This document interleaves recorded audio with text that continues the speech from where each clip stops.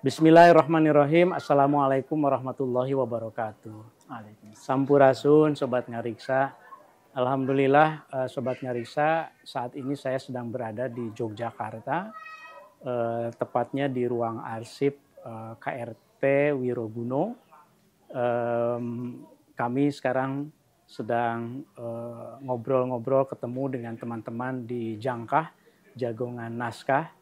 Dan kita akan ngobrol-ngobrol dengan pendirinya, penggagasnya, yang mungkin Sobat Ngariksa sudah kenal sebagian ya.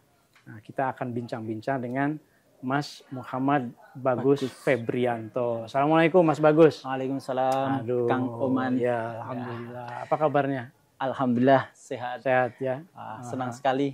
Ya. Ini Kang Oman bisa datang ngariksa di Jogja. Alhamdulillah, ini satu kehormatan buat saya juga, Mas Bagus.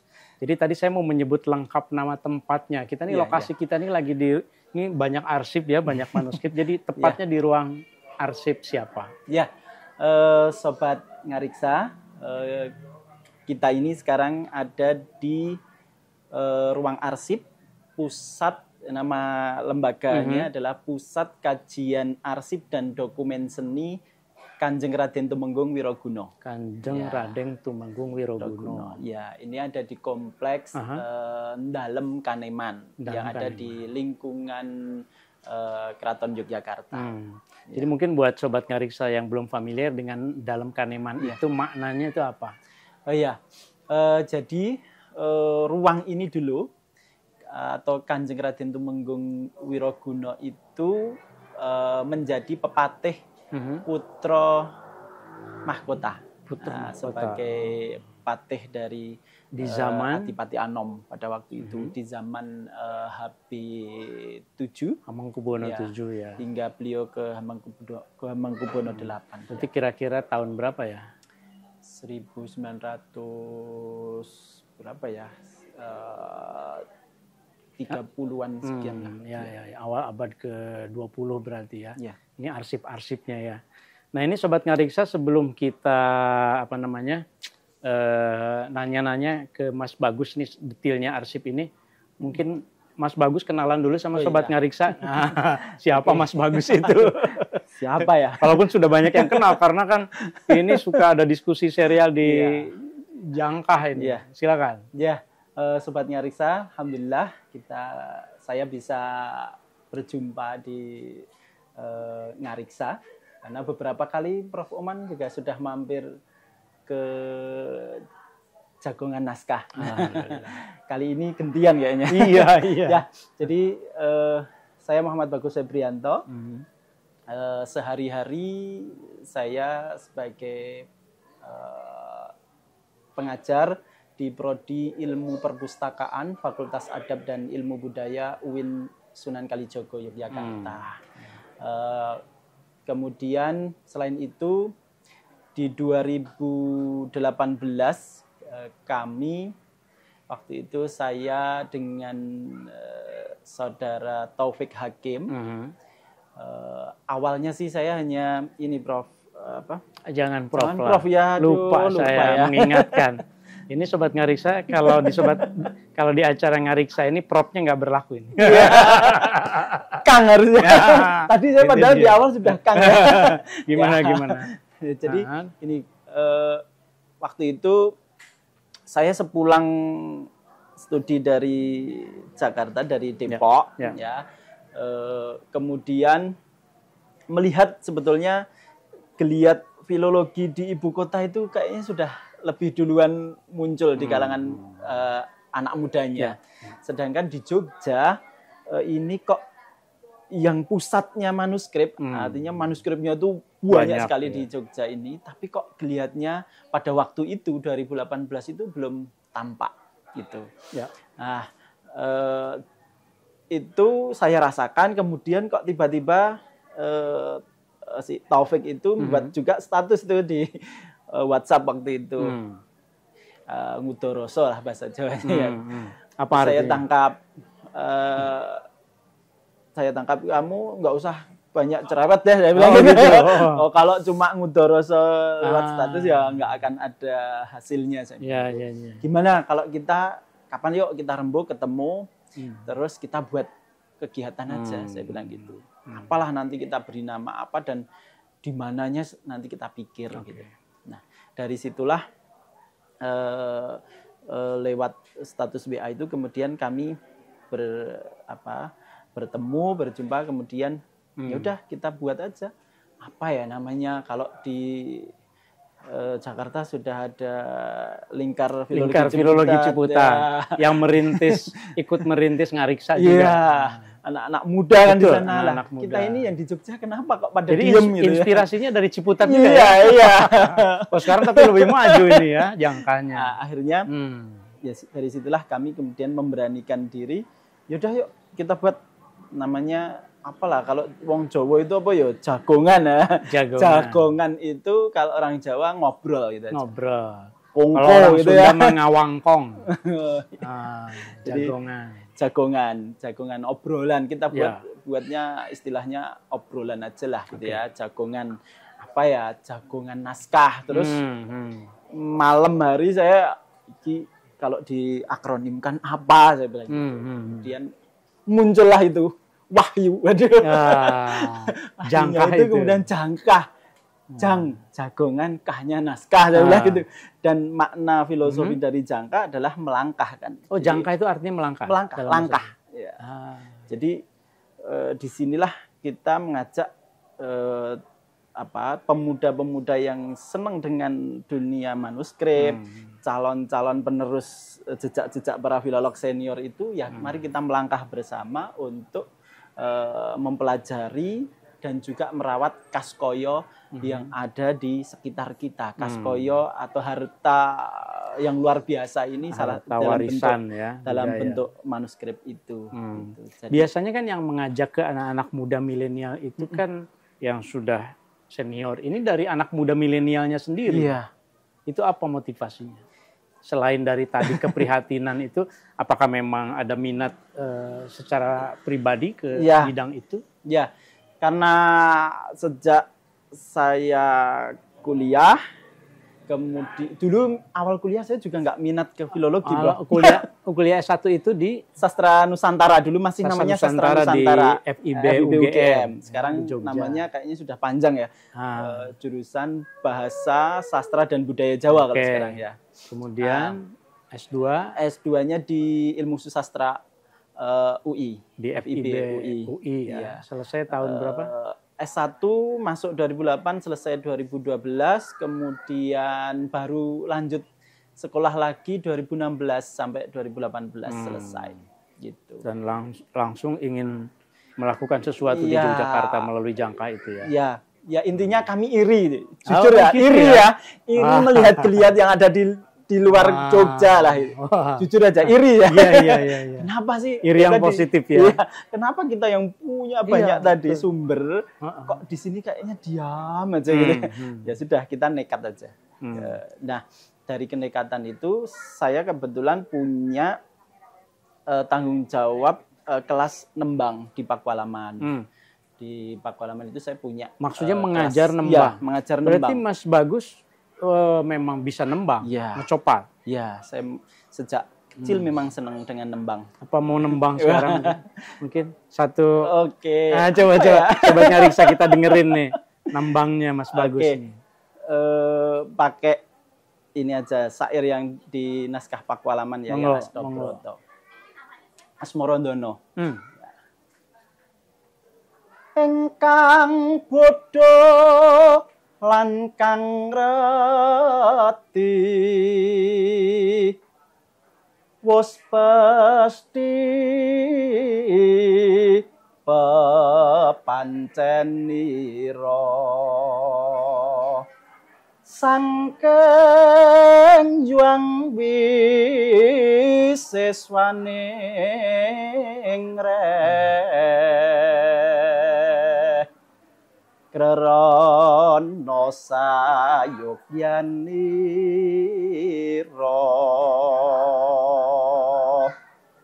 tetep tan kena ora manungsa padha sawegung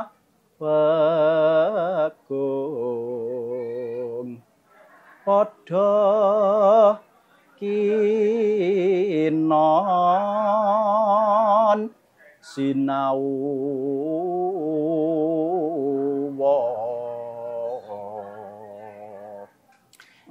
maknanya tadi. Maknanya ya bagaimana? Ini kalau di Pakualaman ada naskah Sastra Disuhul yang di dalamnya memuat Astobroto.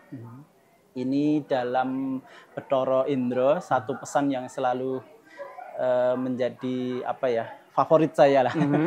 Disinilah kita diperintahkan bahwa kita itu ditakdirkan bermacam-macam oleh Tuhan, tapi tidak boleh berhenti untuk belajar.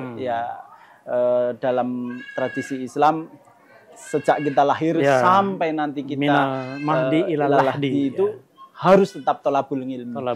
Sebetulnya itu ditafsirkan oleh pujangga-pujangga kita dulu, khususnya di Pakualaman dalam bentuk teks Tembang Mocopot itu ya. Tembang Mocopot Asmorondolo. Mas Bagus itu kan berarti harus menguasai aksaranya itu, aksara Jawa, kemudian apalagi menembangkannya. Itu sejak sebelum kuliah memang sudah mewarisi dari siapa pertama kali? Saya juga bingung mewarisi siapa. Ketika ditanya orang pasti saya juga bingung. Saya awalnya memang dari seni Mocopat, Kang. Jadi sejak kelas 5 SD saya belajar Mocopat di Keraton Jogja. Jadi saya tertarik dengan dunia budaya Jawa itu dari tembang Mocopat justru. Kemudian sering berkompetisi, ikut lomba-lomba Mocopat. Pernah juara ya? Alhamdulillah. Nah, dari situ kemudian saya SMA masuk ke SMK, SMK 1 Kasihan Bantul, atau sebetulnya orang lebih kenalnya SMKI Yogyakarta, Sekolah Menengah Karawitan Indonesia Yogyakarta. Kemudian saya ngambil jurusannya seni karawitan. Nah, dari situ semakin senang dengan dunia seni. Kemudian di akhir sekolah itu saya kepikiran kalau saya hanya berkutat pada seninya, ya mungkin ya hanya pada seni pertunjukan saja. Tapi saya ingin lebih mengembangkan, mempelajari bukan hanya praktiknya saja, tapi hal-hal kesusastraannya. Kemudian saya bertekad masuklah, ingin ke UGM waktu itu di Sastra Nusantara itu. Nah, saya juga masuk UGM juga beruntung. Mungkin kalau saya masuknya dengan apa sekarang namanya SNMPTN atau apa itu kayaknya nggak lolos dengan lolos ya.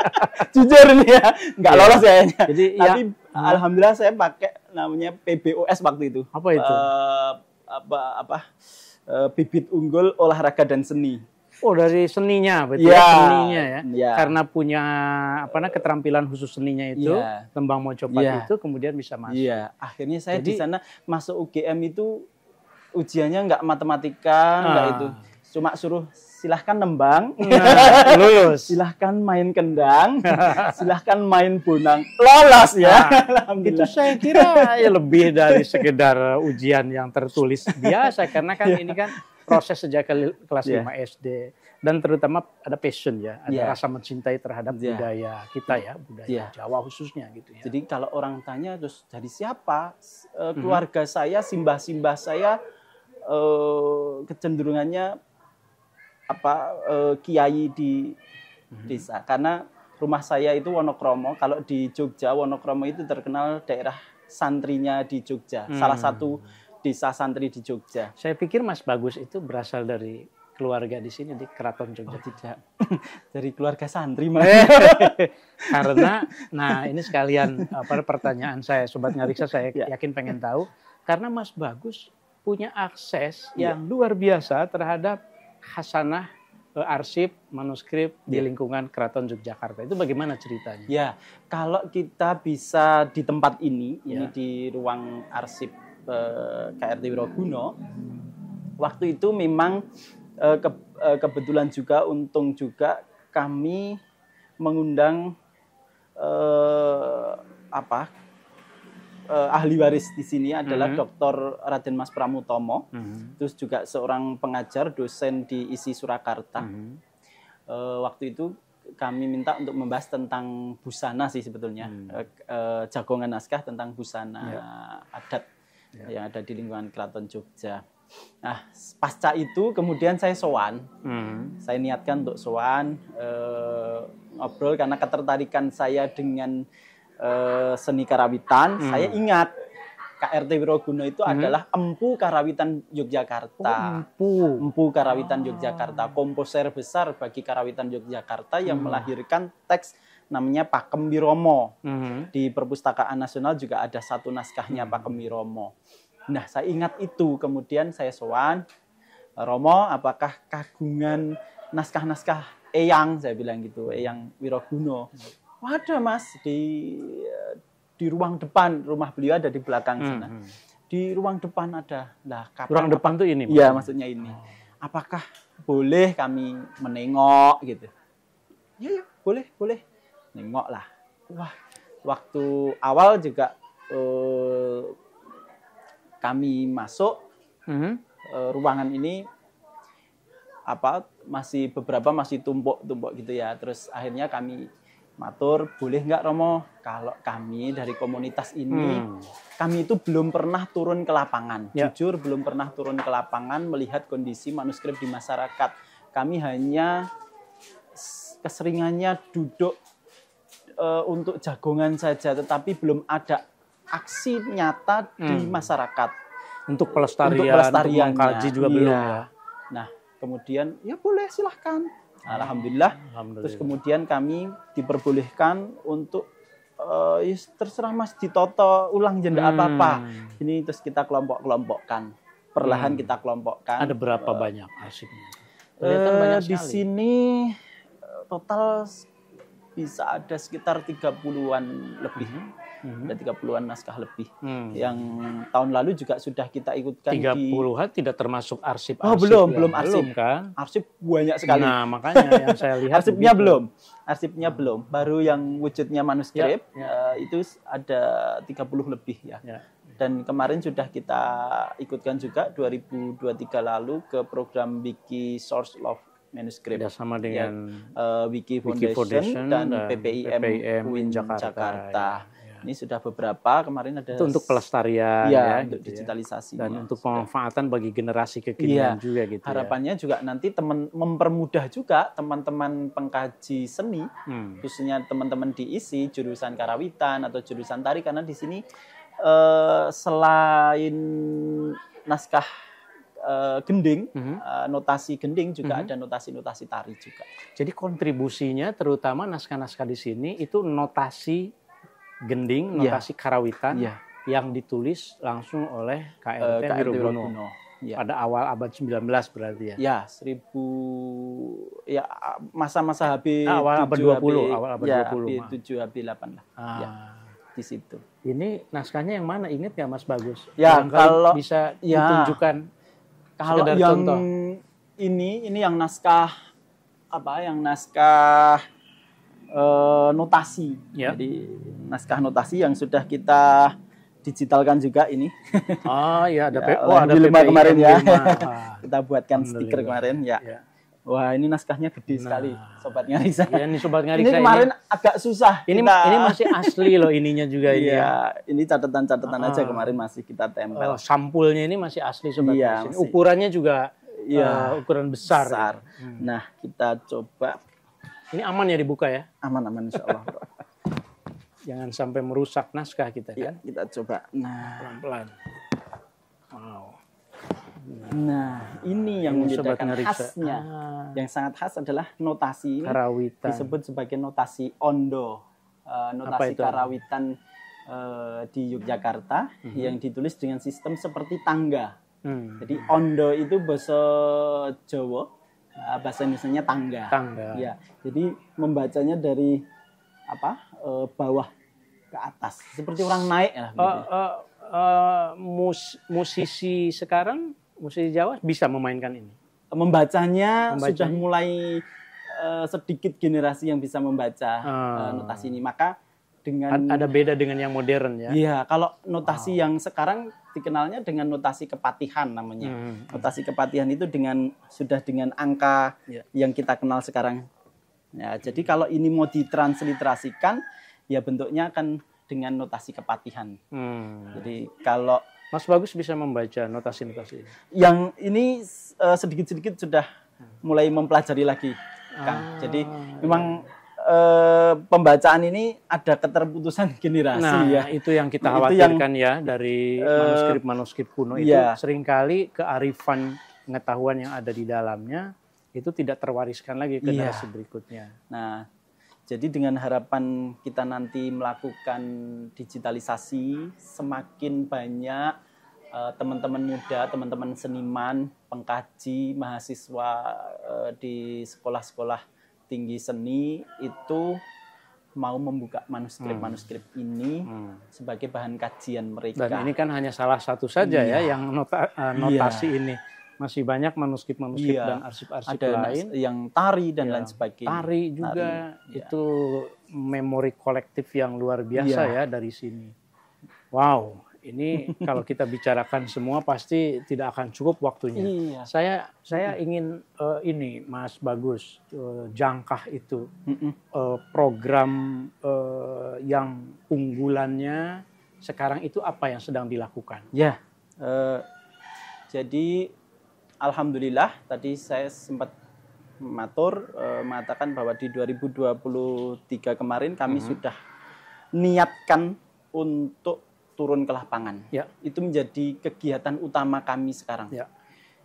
Sudah tidak lagi duduk hanya untuk jagongan. Memang beberapa waktu ini jagongan sedang off gitu ya.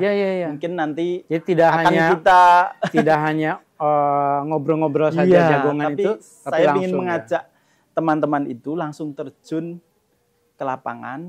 Bagaimana mengedukasi masyarakat pemilik yang mereka diwarisi supaya tetap di tempat mereka berada, tetapi kondisi naskah itu akan tetap terjaga. Itu yang harus kita kawal terus. Dan bagaimana cara melakukannya? Nah, yang diadvokasi. Jadi ketika kemarin kami turun ke lapangan, entah itu di Gunung Kidul, entah itu di Bantul, Kulon Progo, ya kami datangi mereka. Ya memang harus berkali-kali ya. Jadi kadang ada yang menganggap ini nggak bisa dibuka ini harus benda dengan pusaka, syarat begini harus ya menganggap sebagai pusaka itu. Ya kemudian ya kita edukasi pelan-pelan ya. Kita nggak bisa datang hanya sekali, pasti bolak-balik pendekatan. Kemudian saya katakan sebetulnya gini, pusaka ya memang pusaka. Pusaka itu kalau akan bermanfaat ketika digunakan. Saya bilang, ya ini memang pusaka. Selain pustaka, ini memang pusaka. Tetapi pusaka itu akan kelihatan bisa kemuliaannya sebagai pusaka. Iya, bisa orang Jawa itu kalau mandi itu mustajab itu ya. Digunakannya itu benar bisa atau tidaknya itu ketika yang berpusaka yang berbentuk pustaka ini dibaca oleh banyak orang, dikaji oleh banyak orang dan membawa kebermanfaatan. Jadi saya pelan-pelannya begitu bahwa mereka yang menulis akan mengalir jariahnya, amal jariah, pengarangnya. Itu ketika ini dimanfaatkan oleh orang banyak.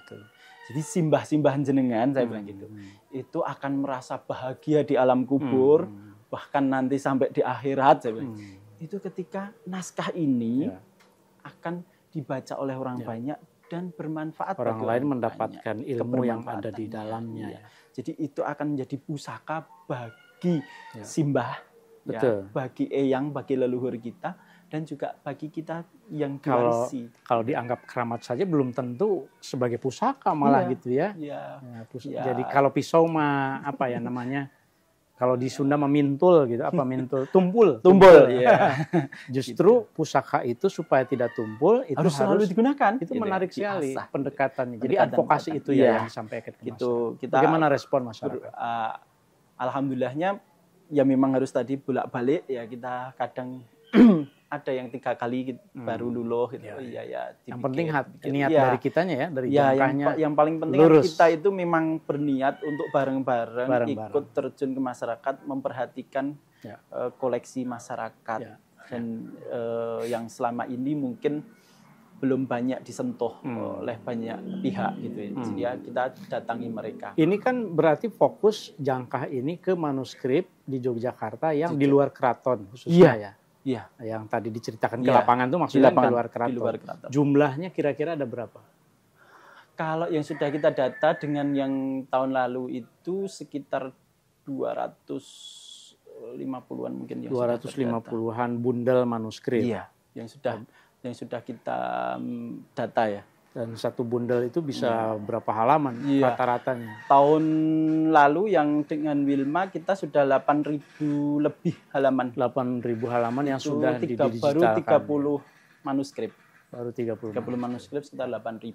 Nanti di tahun ini kami alhamdulillah mengajukan ke IAP, British Library, Endangered Archive Program ya. Endangered Archive Program itu berhasil untuk nanti mendigitalkan naskah-naskah di Jogja yang kita targetkan. Di mana saja lokasinya? Di 4 kabupaten 1 kota. Hampir semua ada. Di Bantul, di kota termasuk di ruangan ini, kemudian di Gunung Kidul ada 3 tempat. Kemudian di Sleman 2 tempat. Kulon Progo ada 1 tempat. Wow, itu 250-an ya totalnya. Nanti yang 250 itu sudah dengan yang sebelumnya. Jadi total yang sudah kita data. Nah, kalau yang untuk IAP besok sekitar 140-an kayaknya. Dan itu bisa saja bertambah lagi ya kalau biasanya itu kan kalau sudah tahu kemanfaatannya pemilik manuskrip juga. Oh ini saya ada juga begitu ya biasanya. Ini sudah ada kemarin yang konfirmasi teman-teman dari teman-teman anggota ini lapor juga, ternyata di rumahku ada gitu.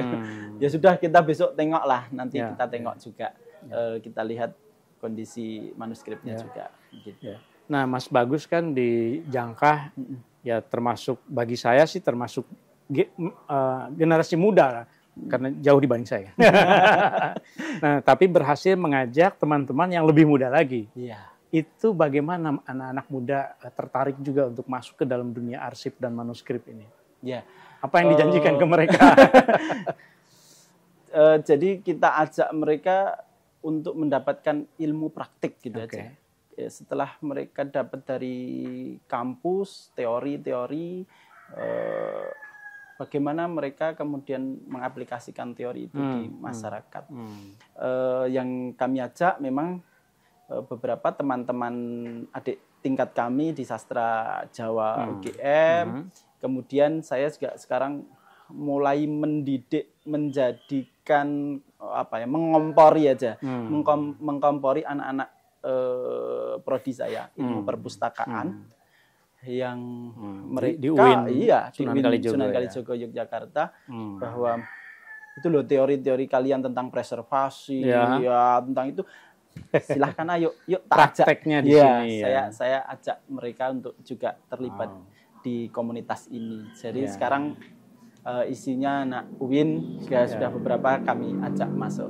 Jadi yang membantu mengidentifikasi, membuat metadata itu adalah mahasiswa. Berarti mereka harus bisa aksara Jawa. Iya.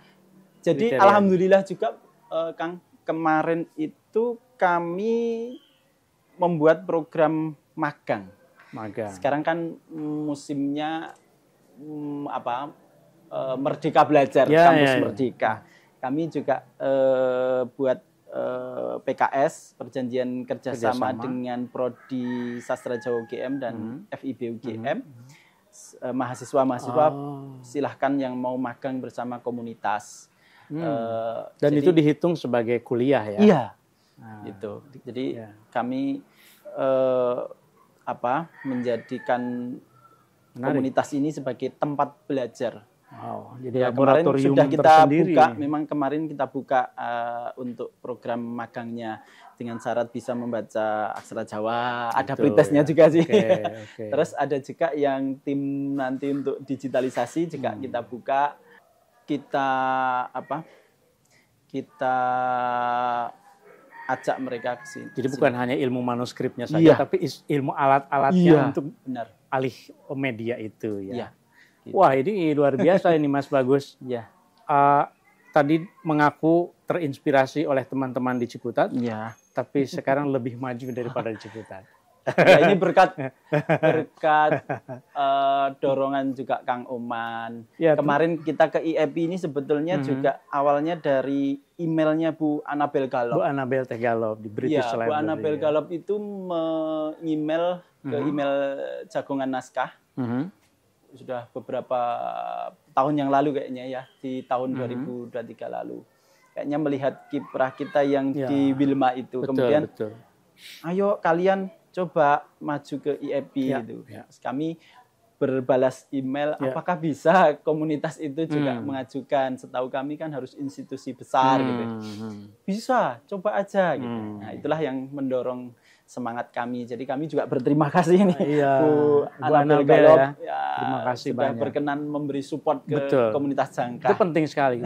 Saya sendiri melihat sebetulnya mungkin Jangkah ini baru, merasa kecil, tapi sebetulnya dengan melihat aktivitasnya yang seperti ini itu besar.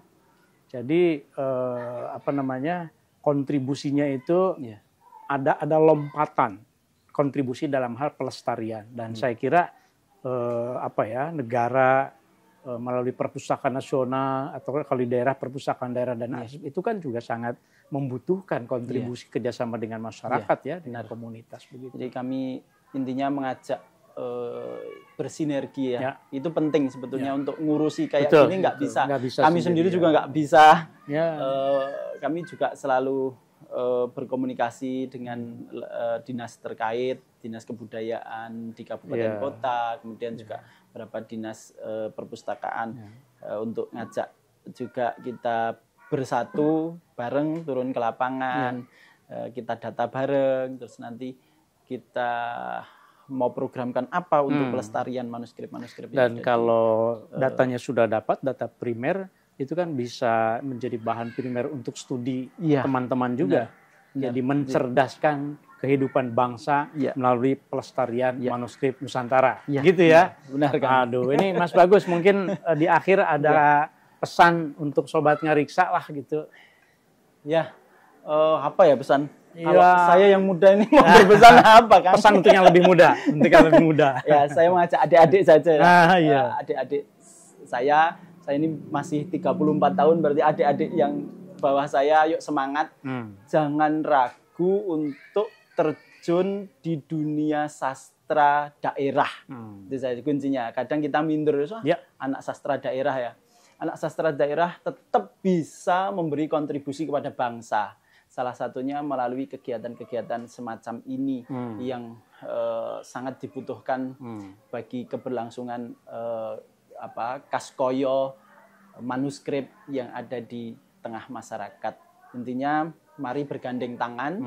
Tidak bisa kita berjalan sendiri-sendiri, tapi kita harus bersinergi, bergandeng tangan untuk bareng-bareng meluhurkan karya-karya leluhur kita, sehingga ini menjadi media kita belajar dari masa lalu untuk menyongsong masa depan Indonesia emas. Gitu. Itu cocok sekali dengan slogan Ngariksa yang terakhir itu.